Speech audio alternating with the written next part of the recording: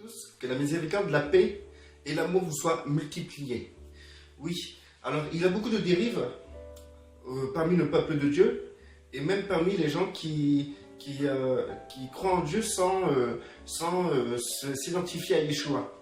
Donc on arrive à dire que Dieu est amour et à cause du fait que Dieu est amour, ben dans ces cas-là, on fait n'importe quoi, on fait ce qu'on veut, on profite de la vie, on fait tout ce que justement la Bible nous dit de ne pas faire, on est totalement charnel et on excuse cela en disant Dieu est amour de toute manière.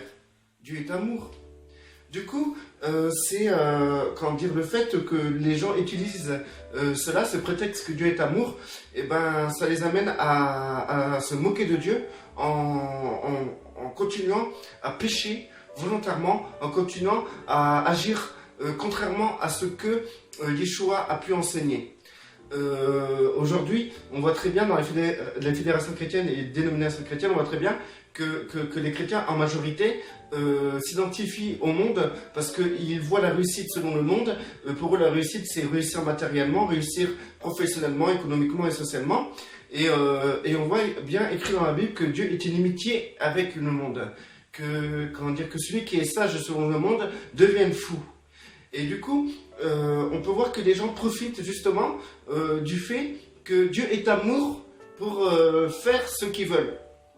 Donc c'est un peu comme si on voulait manipuler Dieu d'un côté en disant oui mais Dieu t'es amour, toi tu me comprends, tu comprends mes pensées, tu comprends mes désirs, tu comprends pourquoi je veux les réaliser parce que tu es un Dieu d'amour, t'es mon papa d'amour.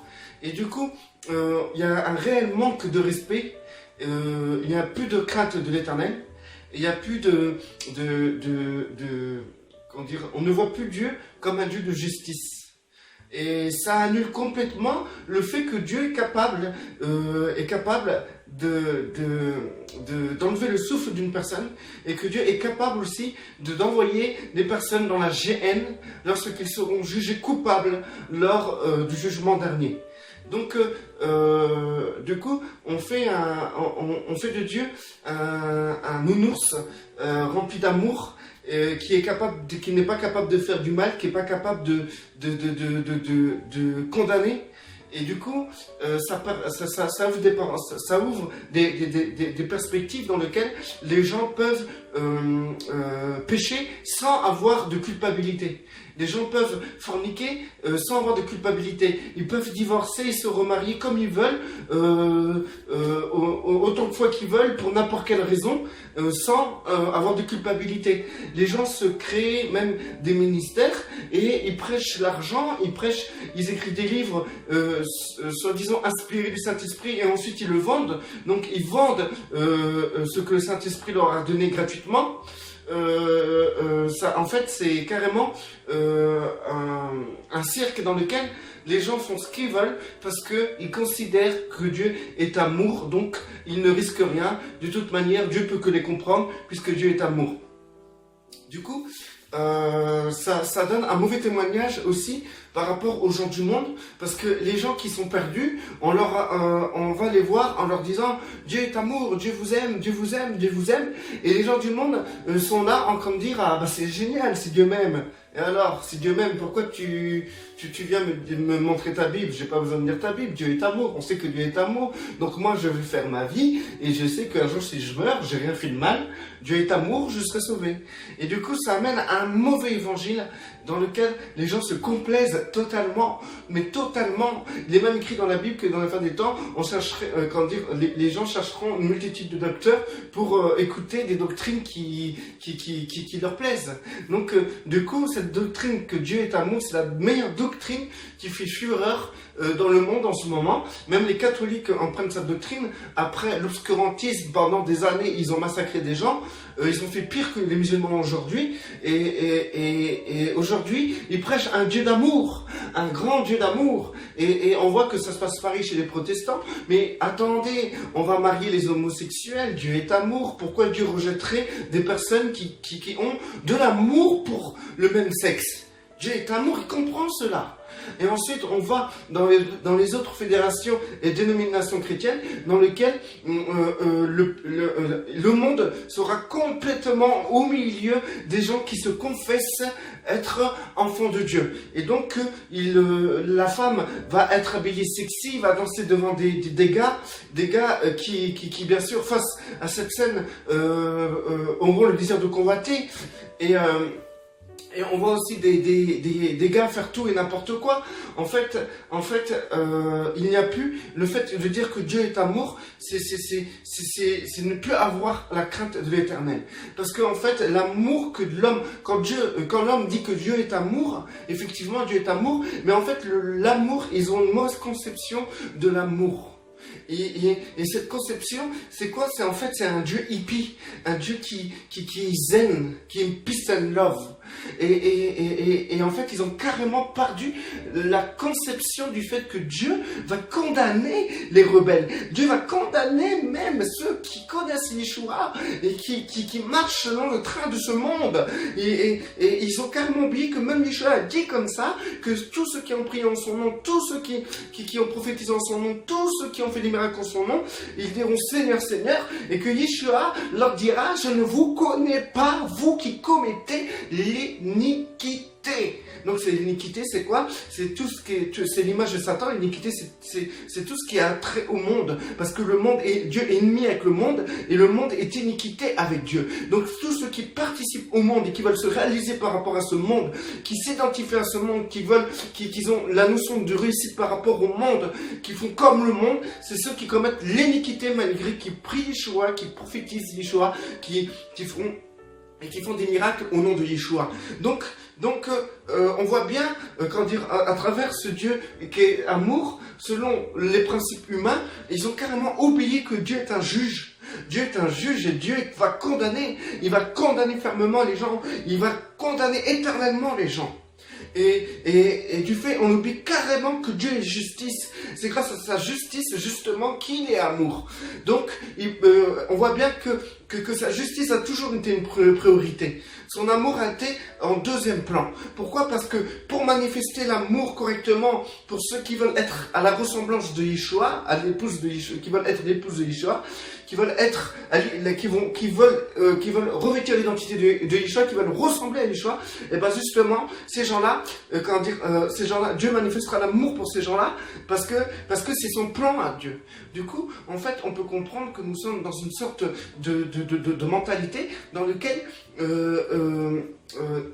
les gens oublient que que Dieu a donné son Fils, pour accomplir sa justice et ensuite aimer. On voit bien que Dieu aime tant le monde et qu'il a donné son Fils, etc. Justement, parce qu'il aime son monde qu'il a dû donner son Fils. Donc c'est parce qu'il aime le monde, il aime la création, que pour l'aimer complètement, pour l'aimer et que la création revienne à lui, il a fallu d'abord qu'il établisse sa justice. Donc sa justice, c'est une priorité. Dieu est juste, il est 3 fois saint. Dieu est justice. Et du coup, même quand il doit manifester son amour, il doit d'abord manifester sa justice. Donc si vous rejetez Yeshua, Dieu vous condamnera à la géhenne éternellement. À la géhenne éternellement, c'est marqué dans la Bible. Donc pourquoi? Parce que vous n'avez pas satisfait sa justice. Et pour satisfaire sa justice, c'est adhérer à Yeshua, c'est-à-dire à vouloir être comme Yeshua. Parce que Yeshua, s'il est notre maître et nous on est disciples, c'est pour être comme le maître. Donc c'est-à-dire que nous devons être comme Yeshua. Et c'est ça sa justice. Une fois qu'on rentre dans sa justice, il peut nous aimer et nous aimer éternellement. Donc du coup, les gens qui sont dans le monde, quand on leur dit que Dieu est amour, ils se confortent complètement dans leur délire parce qu'on dit que Dieu est amour. Et vous savez que le Saint-Esprit, il est venu sur terre pour convaincre de justice, de péché et de jugement. Il n'est pas venu pour dire que Dieu est amour. Il est venu pour convaincre de péché, de justice et de jugement. pour que les gens puissent rentrer dans l'amour de Dieu. Donc même l'Esprit Saint, dans son œuvre, il va convaincre quelqu'un de péché, il va lui faire voir sa nudité, il va le convaincre de justice, il va montrer que Dieu est juste, mais Dieu condamne le méchant, condamne celui qui s'est détourné de lui, condamne celui qui l'a ignoré sur terre, condamne celui qui s'est moqué de lui sur terre, condamne tous ceux qui se disent de lui, mais qui commettent l'iniquité en voulant marcher selon le train de ce monde. Et de jugement, pourquoi? Parce que le monde est jugé. Yeshua a jugé le monde lorsqu'il a été sur la croix. Il a jugé le monde. Donc, c'est-à-dire que le Saint-Esprit est venu pour démontrer la justice de Dieu. La justice de Dieu. À travers la justice de Dieu, quand le Saint-Esprit touche une personne qu'il convainc de justice, de péché et de jugement, c'est là que la personne a besoin d'un sauveur. Et c'est là qu'il reçoit Yeshua. Donc tant que les personnes ne sont pas convaincues de justice, de péché, de jugement, de péché, de justice et de jugement, ces personnes-là, vous pouvez leur dire autant que vous voulez que Dieu est amour, ça va les conforter dans leur délire démoniaque, dans leur délire inspiré par Satan. D'ailleurs, dans leur délire, on voit les gens dans les dénominations chrétiennes faire les mêmes délires que eux, parce qu'ils participent avec eux aux œuvres de ce monde et s'identifient au monde, tout comme ceux qui ne veulent pas de Dieu, qui ne veulent pas de Yeshua. Vous comprenez? Donc du coup, comme je vous ai dit, comme je vous l'explique, l'amour, il faut le concevoir d'une autre manière. Vous savez que même Dieu qui est amour, envers nous qui sommes enfants de Dieu, qui veulent revêtir l'identité de Yeshua, que Dieu nous reprend sévèrement. Pourquoi? Parce que, est-ce qu'un père qui reprend pas son enfant, et en sachant que son enfant se met en danger dans la manière qu'il agit, son enfant se met en danger et le père ne reprend pas son enfant. Si vous voyez cette scène, vous considérez que le père est digne ou indigne? Vous direz que le père est indigne. Le père est indigne. Mais par contre, si le père reprend l'enfant sévèrement, parce que l'enfant s'est mis en danger, et le père reprend son enfant sévèrement, et grâce à cette correction, l'enfant a compris l'erreur qu'il a faite, dans ce cas-là, vous direz que ce père est digne. Donc notre Dieu a plus forte raison et plus grand que nous qui sommes des misérables pères sur terre.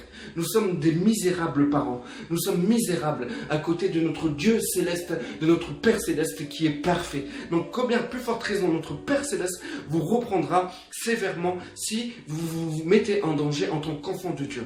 Donc Dieu est amour, bien sûr, mais ceux qui utilisent cette expression que Dieu est amour, c'est ceux qui se complaisent dans l'iniquité, qui se complaisent dans le péché. Parce que celui qui regarde Dieu véritablement, il dira Dieu est justice. Dieu est justice. Et pour qu'il m'aime, pour que Dieu puisse m'aimer, il doit accomplir sa justice. Parce que s'il n'accomplit pas sa justice, et si moi je ne rentre pas dans sa justice qui est Yeshua, il m'enverra dans la GN pour l'éternité. Voilà votre Dieu d'amour. Il vous enverra dans la GN pour l'éternité si vous ne rentrez pas dans sa justice qui est que Yeshua se construit en vous. Que l'identité de Yeshua se construise en vous pour que vous puissiez marcher par l'Esprit et que vous puissiez accomplir les œuvres que le Père a préparées d'avance pour vous. Des œuvres qui viennent de lui, bien sûr, pas les œuvres que vous inventez à travers vos dénominations et fédérations chrétiennes. Voilà. Donc, l'amour de Dieu, l'amour de Dieu, l'amour de Dieu qui conforte les gens dans le péché et qui leur donne une conscience tranquille face au péché, face à leur iniquité, parce que soi-disant Dieu est amour. Maintenant, ce que je peux vous dire, c'est que Dieu est justice. Dieu est justice. Même dans son amour, pour qu'il puisse vous aimer, il faut que sa justice soit accomplie. Il n'a pas épargné son Fils pour nous, parce qu'il est juste. Il a dit justice. Donc, Dieu est justice. Et lorsque vous rentrez dans sa justice, vous pouvez hériter de son amour éternel, c'est-à-dire de son identité. Car si Dieu est amour et Dieu est justice, votre identité sera amour et justice. Voilà. Donc, que la paix soit sur vous, que celui qui est béni reste béni, que celui qui n'est pas béni soit béni au nom puissant de notre Seigneur Yeshua, pour la gloire de notre Père qui est juste, pour la gloire de notre Père